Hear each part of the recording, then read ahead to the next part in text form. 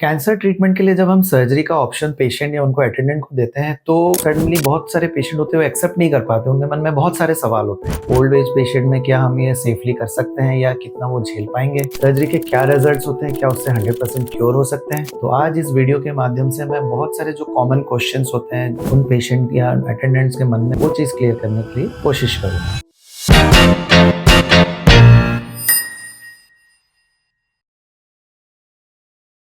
Hi, I am doctor Vikas Nayak. I am a practising surgical oncologist. चलिए आज हम इन बारे में डिस्कस करते हैं। तो जो सबसे पहला क्वेश्चन हम डिस्कस करते हैं कि बहुत सारे मरीज होते हैं कि क्या ये कैंसर का ट्रीटमेंट बिना सर्जरी के पॉसिबल है, कोई और थेरेपी जैसे कीमोथेरेपी या रेडिएशन थेरेपी से इसको हम ठीक कर सकते हैं। देखिए, सारे कैंसर का ना एक प्रोटोकॉल होता है जो कि वर्ल्ड वाइड स्टैंडर्डाइज होता है और हम उसी को फॉलो करते हैं। तो कोई कैंसर होता है जो सर्जरी से ही ठीक हो पाते हैं, उसमें ना कोई रेडिएशन या कीमोथेरेपी की ज़रूरत होती है। कभी कभी सर्जरी के साथ साथ कीमोथेरेपी, रेडिएशन देना पड़ता है। तो ऐसे कोई हम श्योर शॉट ऐसा नहीं बोल सकते कि नहीं आप सर्जरी अवॉइड कर सकते हैं। जो बीमारी या जो कैंसर होता है जिसका जो रिक्वायरमेंट होता है तो हमें उसी चीज़ को फॉलो करना पड़ता है। अगर किसी वजह से कोई फिट नहीं है सर्जरी के लिए या हमें लगता है रिस्क ज़्यादा है, देखिए कोई भी ट्रीटमेंट होता है हम दो चीज़ों का ध्यान रखते हैं कि मरीज़ के लिए वो कितने फ़ायदेमंद है या वो ट्रीटमेंट से कितना नुकसान है। तो ये दोनों चीज़ों को हम बैलेंस करते हैं। अगर जिस ट्रीटमेंट का अगर सर्जरी लगता है कि रिस्क ज़्यादा है तो हम मना करते हैं, लेकिन अगर उसके बेनिफिट ज़्यादा है तो हम डेफिनेटली उस चीज़ को रिकमेंड करेंगे। सेकेंड क्वेश्चन जो बहुत कॉमन होता है, क्योंकि कैंसर जो रहता है कि बहुत ओल्ड एज में डायग्नोज होता है कि 75 ईयर्स हो गए, 70 ईयर्स, कभी कभी 60 ईयर्स में भी, तो क्या उन पेशेंट्स में सर्जरी सेफ़ है? तो ये मैं आपको बताना चाहूँगा कि आप एक एज नंबर को मत कंसिडर कीजिए, उसमें बहुत सारी चीज़ें हैं। हमने देखा 85 ईयर ओल्ड एज में भी बहुत सारे पेशेंट फिट होते हैं, अपना डेली टू डेली एक्टिविटी खुद से खुद कर लेते हैं, चलना फिरना, एक्टिविटी, रनिंग, वॉकिंग सब कर लेते हैं। वैसे पेशेंट में सर्जरी में कोई रिस्क नहीं रहता। जैसे नॉर्मल यंग एज पेशेंट का थोड़ा एज रिलेटेड चेंजेस होता है, बट उस जस्ट बिकॉज वो 85 ईयर्स हम उनको सर्जरी मना नहीं कर सकते। हाँ, अगर एज रिलेटेड किसी को बहुत सारी कोमॉर्बिडिटी जैसे कि शुगर बहुत हाई रहता है, बीपी है, हार्ट का प्रॉब्लम या किसी को डायलिसिस चल रहा है, अगर ये सारे फैक्टर्स या ये सारी चीज़ें हैं एज ज़्यादा होने के साथ साथ तो रिस्क बढ़ते हैं। अगेन उसमें हम देखेंगे कि कितना बेनिफिट है, कितना रिस्क है, फिर हम डिसीजन लेते हैं। तो एज बहुत ज़्यादा है ये कोई क्राइटेरिया नहीं है सर्जरी मना करने के लिए। तीसरी चीज़ आती है कि लोग होते हैं कि ये सर्जरी, कीमो, रेडिएशन वाले ट्रीटमेंट में बहुत सारे हमने देखे हैं कि मरीज़ को नुकसान होते हैं। हम ऑल्टरनेटिव थेरेपी पे जाएंगे, आयुर्वेदिक हुआ, होम्योपैथी हुआ, जो भी उसका सलाह पूछते हैं। देखिए, उसके लिए हम फिट नहीं है इन द सेंस कि मैं उस फील्ड में मैंने काम किया नहीं है कि मैं आपको आयुर्वेदिक या होम्योपैथी के बारे में बता सकूं। लेकिन जितना हमारा लिमिटेड एक्सपीरियंस है, जो कैंसर डायग्नोसिस होता है, हमने अभी तक कोई भी आयुर्वेद हो या सपोर्टिव ट्रीटमेंट के आकार में हो सकता है, बट मेन ट्रीटमेंट या मेन क्योर के हिसाब से मैं उसको कभी रेकमेंड या एडवाइस नहीं करूँगा। एक सब बहुत कॉमन क्वेश्चन होता है कि चलो सर्जरी के लिए मान लिया और सब कुछ हो गया तो कोई रिस्क तो नहीं है। देखिए, कोई भी ट्रीटमेंट मेडिकली जो भी है उसका किसी का भी 0% रिस्क नहीं होता। Even simple to simple procedure हो या जो कि लगे कि 5 मिनट का प्रोसीजर हो, उसमें भी रिस्क है, कॉम्प्लिकेशंस हैं, वो हमें मेंटली प्रिपेयर्ड होना है। बट उससे ज़्यादा ज़रूरी है कि अगर रिस्क होते हैं उसको टैकल करने के लिए हम कितने कैपेबल हैं, ये चीज़ ज़रूरी है, ना कि रिस्क है बोल के हम कोई ट्रीटमेंट या सर्जरी को मना कर दें। बहुत कॉमन एक क्वेश्चन पूछा जाता है कि क्या ट्रीटमेंट का 100% गारंटी आप दे सकते हैं कि क्योर हो जाएगा? तो देखिए, 100% जैसे बताया पिछले सवाल में कि कोई 0% रिस्क नहीं होता, वैसे भी कोई ट्रीटमेंट का 100% गारंटी नहीं होता। भले आपने कितनी अच्छी सर्जरी कर ले या कितना अच्छा कैंसर हो या कोई भी अच्छे से आपने इलाज कराओ, 100% गारंटी किसी का भी नहीं है। स्टेज 0 या स्टेज 1 का भी कैंसर हो, बहुत अच्छे से ट्रीटमेंट किया हो, उसके भी वापस आने के चांसेस होते हैं। तो ये आप मत मान के चलिए कि कोई अगर इलाज 100% गारंटी देता है तभी इलाज कराना है, तो ये मेरे हिसाब से सही नहीं रहेगा, क्योंकि कुछ लिमिटेड रिस्क या जो इश्यूज होते हैं उसको हमें कंसिडर करके ही इलाज के लिए आगे बढ़ना है। नेक्स्ट एक बहुत सारे पेशेंट्स होते हैं बहुत मोटिवेटेड होते हैं, डायग्नोसिस होता है, दे आर वेरी पॉजिटिव कि कोई बात नहीं, हमें कैंसर हो गया, हम इसको पॉजिटिवली डील करेंगे, पॉजिटिव एटीट्यूड रखते हैं, कैंसर डायग्नोसिस के लिए अपने आप को मोटिवेटेड रखते हैं।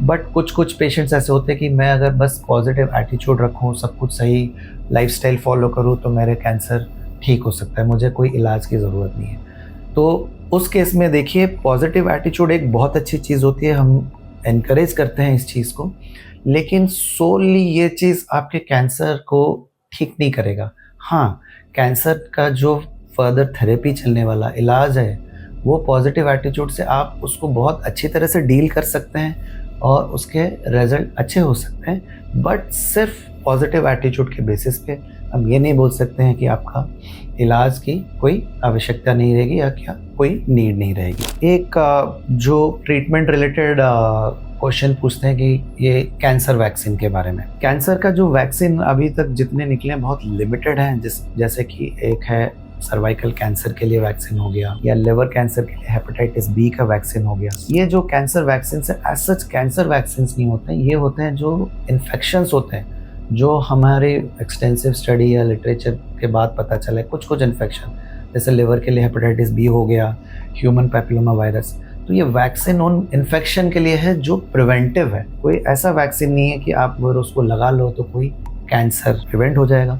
बहुत न्यूज़ में आया था रशिया का कैंसर वैक्सीन के बारे में कि प्रिवेंशन, ये बहुत ही अर्ली स्टेज है, रिसर्च चल रहा है, तो जब तक इसको एक्सटेंसिवली हम ह्यूमंस पे स्टडी और नहीं होता है तो अभी वो बता पाना या रेकमेंड करना मुश्किल है। नेक्स्ट जो रहता है कि बहुत पेशेंट बोलते हैं, डॉक्टर साहब जो कैंसर तो डायग्नोसिस हो गया, हम इलाज करा रहे हैं, बट हम बहुत स्ट्रिक्ट रेजिम फॉलो करेंगे, अगर हम बस चीनी बंद कर देंगे तो बेसिकली ये नॉलेज जो आता है गूगल से आता है कि शुगर कम कर दो तो कैंसर के सेल्स होते हैं, शुगर इनटेक करते हैं, तो उससे शुगर बंद कर देंगे तो कैंसर ठीक हो जाएगा। देखिए, इसके ऊपर भी बहुत सारी स्टडीज़ हुई हैं, तो ये ऐसा कोई प्रूफ नहीं है कि अगर आप चीनी बंद कर दो तो आपका कैंसर ठीक हो जाएगा।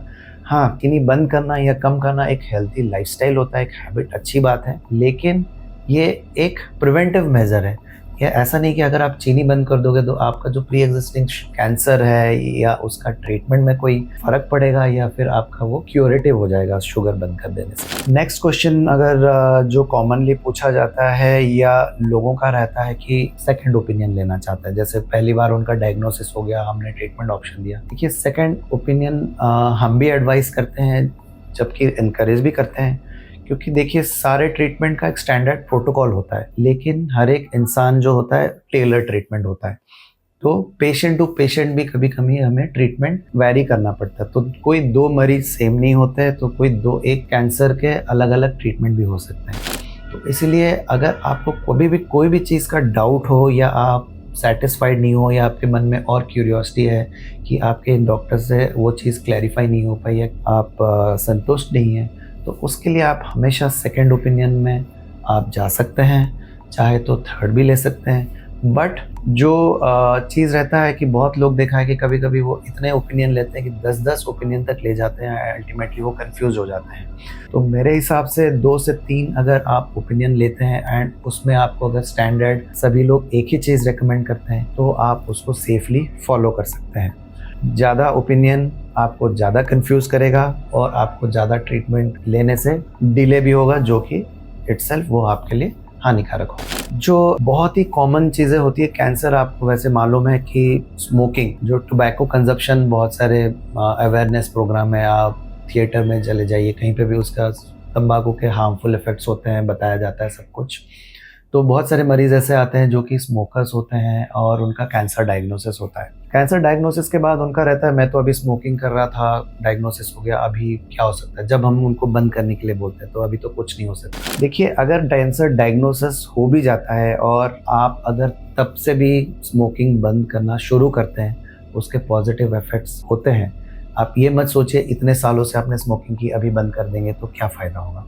स्मोकिंग सिर्फ कैंसर के लिए ही ज़रूरी नहीं होता कि कैंसर कॉजिंग होता है, बट स्मोकिंग के जो हार्मफुल इफ़ेक्ट्स ट्रीटमेंट के भी रहते हैं। जैसे कि हम सर्जरी करते हैं, सर्जिकल कॉम्प्लिकेशंस जो स्मोकर्स होते हैं उनमें ज़्यादा होते हैं, हीलिंग ज़्यादा टाइम लगता है और रिकवरी भी उनका ज़्यादा टाइम लग जाता है। तो अगर आप जो कैंसर किसी का डायग्नोसिस होता है और हम बोलते हैं कि आपका 2 हफ्ते में ट्रीटमेंट है या 3 हफ्ते में ट्रीटमेंट है, अगर आप वो 2 हफ्ता भी स्मोकिंग बंद करते हैं तो उसके भी काफ़ी पॉजिटिव इम्पैक्ट पड़ता है आपके ट्रीटमेंट पे एंड उसके साइड इफ़ेक्ट्स पे। तो अगर आपका कैंसर डायग्नोसिस होता है तो ये आपके लिए एक वेकअप कॉल है कि आप उसी वक्त सिर्फ स्मोकिंग नहीं, किसी भी फॉर्म ऑफ टबैको हो, अगर च्यूइंग हो, आप स्मोकलेस टबैको हो या स्मोकिंग वाले टबैको, अगर आप बंद करते हैं तो उसका पॉजिटिव इम्पैक्ट ज़रूर पड़ता है। तो आप इसको तभी से बंद करने का एक इंस्पिरेशन लें। लास्ट में आते हैं जो बहुत कॉमनली डिस्कस होता है, आई थिंक अगर आप देख रहे होंगे बहुत सारे ऑन्कोलॉजिस्ट इसके बारे में भी डिस्कस करते होंगे, जो होता है बायोप्सी।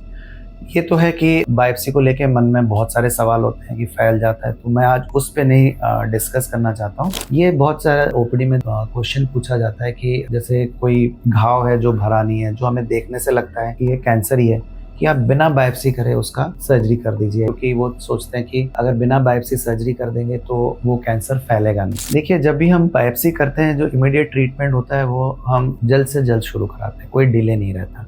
तो अगर बायोप्सी आप कराते हैं तो स्प्रेड का कोई खतरा नहीं रहता, या अभी तक कोई ऐसा डॉक्यूमेंटेड हमारा लिटरेचर में प्रूव नहीं हुआ कि कोई उस वजह से फैला हुआ हो। दूसरी बात, बिना बायोप्सी के ना कि कोई सर्जरी ना कोई भी और इलाज जैसे कि कीमोथेरेपी या रेडियोथेरेपी हम एडवाइस नहीं करते। बहुत ही रेयर इंस्टेंस होता है कि जिसमें हम बिना बायोप्सी के सर्जरी करते हैं, जैसे कि ओवरी का कैंसर हो गया या कभी कभी टेस्टिकुलर ट्यूमर्स होते हैं, जो कि बहुत रेयर होता है जिसमें कि हम बिना बायोप्सी में। बट अगर कोई भी डाउटफुल चीज़ लेके आते हैं या फिर कोई घाव हुआ या भर नहीं रहा है, उसी में भी डाउट है, उसमें हमें बायोप्सी करके कंफर्म करके ही आगे इलाज करने की ज़रूरत होती। क्यों?